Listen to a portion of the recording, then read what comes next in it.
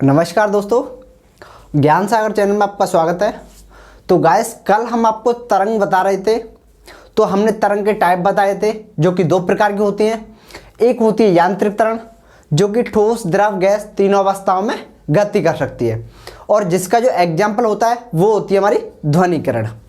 और एक बताई थी हमने आपको अयांत्रिक तरंग। अयांत्रिक तरंग होती है जो कि किसी भी माध्यम के लिए उसकी आवश्यकता नहीं होती है, या कह सकते हो वो किसी भी माध्यम में गति नहीं करती है, और जिसका जो एग्जाम्पल होता है वो होता है प्रकाश तरंग।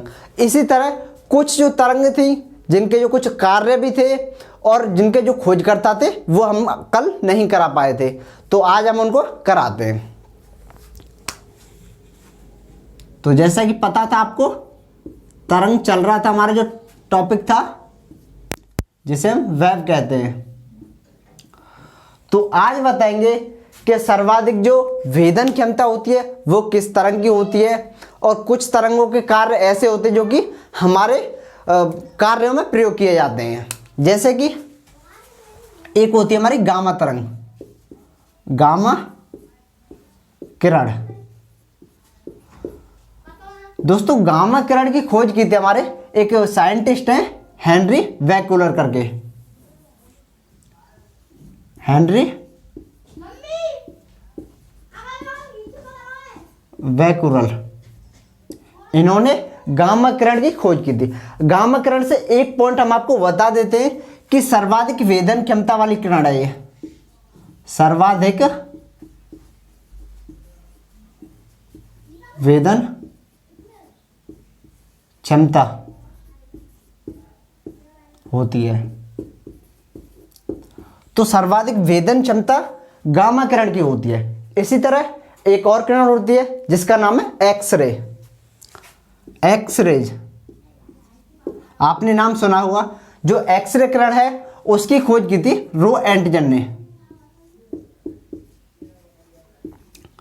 रो एंटजन ने। अगर बात करें एक्सरे किरण के प्रयोग की, तो आपने देखा है हॉस्पिटल में जब क्या होता है, कुछ ऐसे लोग जाते हैं जिनके कहीं ना कहीं हड्डी टूट गई होती है, तो उसका जो एक्सरे कराते हैं उसमें एक्सरे किरण का प्रयोग किया जाता है। तो हड्डियों के एक्सरे में, हड्डियों के एक्सरे में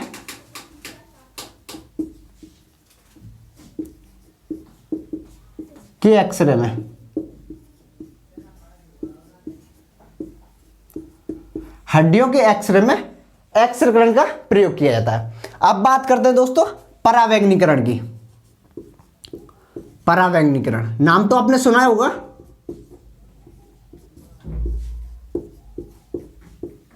दोस्तों, सूर्य से आने वाली किरण को हम परावैंगनीकरण करते हैं। तो ये बहुत ही घातकीय किरण होती है। इससे मनुष्य में त्वचा कैंसर नाम का एक रोग होता है। और बता देता हूं मैं आपको, जो समताप मंडल होता है उसमें एक परत पाई जाती है जिसे हम कहते हैं ओजोन परत। तो ओजोन परत होती है जो कि सूर्य से आने वाली परावैंगनीकरण से हमारी रक्षा करती है। तो परावैंगनीकरण की खोज किसने की थी? रिटर ने की थी। रिटर नाम के वैज्ञानिक ने। और ये कौन सी किरण है? सूर्य से आने वाली किरण। सूर्य से आने वाली किरण।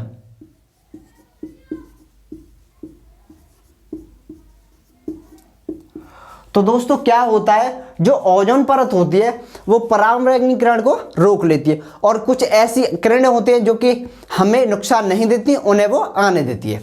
दोस्तों, अब बात करते हैं दृश्य विकिरण किरण की। दृश्य विकिरण किरण की। तो दृश्य विकिरण जो किरण होती है इसकी खोज की थी न्यूटन ने की थी। तो अब बात करते हैं दोस्तों, एक होती है हमारी अवरक्त किरण। अवरक्त किरण। तो अवरक्त किरण की बात करते हैं तो इसकी खोज की थी हर्शल नाम के वैज्ञानिक ने। हर्शल ने। इसी तरह एक किरण होती है सूक्ष्म किरण के नाम से। सूक्ष्म किरण के नाम से। तो इसकी खोज की थी हर्टज ने। हर्टज। एक किरण और होती है जिसे हम बोलते हैं रेडियो किरण। दोस्तों रेडियो किरण की खोज की थी मार्कोनी, उसी मार्कोनी ने की थी जिसने रेडियो का आविष्कार किया था। तो कौन सी किरण है हमारी? रेडियो किरण। किरण इसकी खोज की थी मार्कोनी ने। मार्कोनी ने। दोस्तों जितनी मैंने किरण लिखाई है इनके प्रयोग हालांकि इतने नहीं पूछे जाते, सबसे ज़्यादा पूछा जाता है कि इनकी खोज किसने की, लेकिन फिर भी अवरक्त किरण जो होती है इसके बारे में बताया गया है और मैंने काफ़ी पढ़ा भी है, तो इसके प्रयोग मैं आपको लिखा देता हूँ। तो जो अवरक्त किरण का प्रयोग होता है वो किया जाता है, जैसे आपने देखा होगा जो टीवी होती है हमारी, टीवी के जो रिमोट कंट्रोल होता है उसमें अवरक्त किरण का प्रयोग किया जाता है। तो टीवी के रिमोट कंट्रोल में, टीवी के रिमोट में एक होता है टीवी के रिमोट में, दूसरा होता है कोहरे में फोटोग्राफी में। तो कोहरा जो होता है उसमें फोटोग्राफी लेने में प्रयोग किया जाता है, कोहरे में फोटोग्राफी में।